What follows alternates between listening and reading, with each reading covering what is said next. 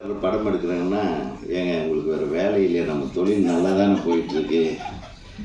இந்த சீகல்னு ஒரு நம்ம ட்ரைனிங்கு, ஒரு கோச்சிங் இது மாதிரி நம்ம பண்ணிகிட்ருக்கோம். அது நல்லா தானே போயிட்டுருக்கு. இதில் எதுக்கு இது அப்படின்னெல்லாம் தடுக்காமல் தன் கணவருடைய ஆசைக்கு பின்புலமாக இருந்து எத்தனை பேர் இன்றைக்கி இருக்காங்க சொல்லுங்கள். ரொம்ப கஷ்டம். So you are really great madam. நீங்கள் ரொம்ப நன்றி. ஏன்னா நம்ம எத்தனையோ பேர் படம் எடுக்கலாம், ஆனால் தன் கணவன் படம் எடுத்து அதுலேயும் அழகழகான ஹீரோயின்கள் நடிக்கிற படத்தில் உங்கள் கணவர் ஹீரோவை வேறு நடிக்க வச்சு என்ன தைரியம் உங்களுக்கு. அந்த தைரியத்துக்கு நான் நிச்சயமாக பாராட்டேன். ஏன்னா இது ஒரு கலைத்துறை, இதை கலை வடிவமாக தான் பார்க்கணும். வேறு எந்த கண்ணோட்டத்திலையும் பார்க்க வேண்டிய அவசியம். வெளி உலகத்துக்காரன் என்ன வேணாலும் நினைப்பான். சினிமாக்காரங்களை கல்வி ஊற்றுவானுங்க. ஆனால் சினிமாக்காரங்களோட மட்டமானவனுங்க இந்த சமுதாயத்தில் நிறைய பேர் இருக்காங்கன்றது அவங்களுக்கே தெரியும். உடனே சினிமாவிலேருந்து ஒருத்தர் அரசியலுக்கு வந்துடக்கூடாது. உடனே கட்டிக்கிட்டு அப்படியே ஏதோ ஒரு பெரிய குற்றம் பண்ண குற்றவாளி மாதிரி ஆளுக்காளு பேசுறது. புரட்சி தலைவர் வந்தார், யாராச்சும் பேசினாங்களா? அவரையும் பேசினாங்க, பின்னாடி இருந்து விமர்சனம் பண்ணாங்க. எந்த ஒரு நடிகர், இப்போ விஜய் சார் எடுத்துக்கங்க, ஒரு கட்சி ஆரம்பிச்சிருக்காரு. இப்போ கண்டென்ட் கேட்டிய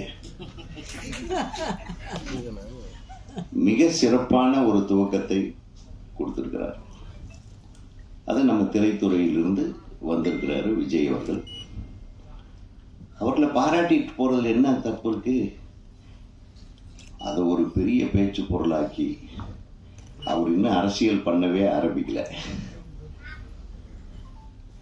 முதல் மேடையில் பேசியிருக்காரு, இரண்டாவது மேடையில் பேசியிருக்காரு.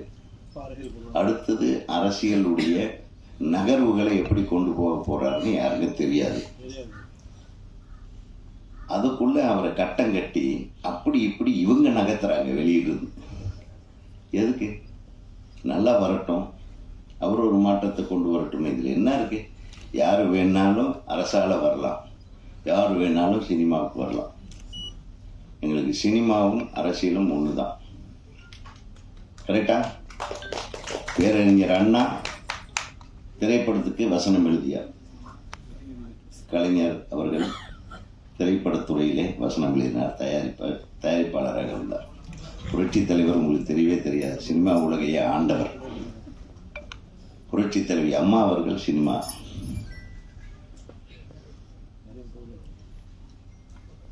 இன்றைய முதல்வர் சினிமா துறையிலிருந்து வந்தார்.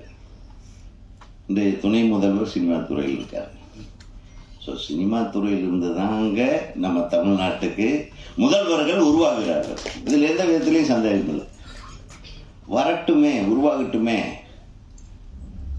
அது என்ன, வர்றதுக்கு முன்னாடியே 1008 பிரச்சனை பண்ணி ஒருத்தர் குழப்புறதுக்குன்னே எல்லாம் ரெடியாக இருக்கிறாங்க. எப்படி ஒரு சினிமா ரிலீஸ் ஆகி ஃபஸ்ட்டு ஷோவிலேயே எல்லாத்துக்கும் குழப்புறாங்களே, அந்த மாதிரி இதையும் குழப்ப நினைக்காது. ஆக ஒரு சிறப்பான சினிமாவை எடுக்க வந்த சீகல் நிறுவனத்தோட தலைவர் அவர்களை நான் வாழ்த்த கடமைப்பட்டிருக்கிறேன். அவருடைய துணைவியார் அவர்களையும் வாழ்த்த கடமைப்பட்டிருக்கிறேன். இந்த திரைப்படத்தில் மிகச்சிறப்பான பங்கு, அதாவது இந்த வாரமே நமக்கு ரட்சிதா வாரம் அப்படின்னு கொண்டாடலாம் போது. அடுத்தது உங்கள் படம் வச்சுருக்கோம்னா ஆடியோ ரிலீஸ், அதுக்கு கூப்பிட்டுரு, அதுக்கு யாராச்சும் சொல்லி ஆள் வச்சு கூப்பிட்டுருங்க. ஸோ ஒரு அருமையாக ஒரு நீங்கள் முதல்லையே சினிமாவுக்கு வந்திருக்கணும். நீங்கள் சின்ன திரையிலேயே உங்களை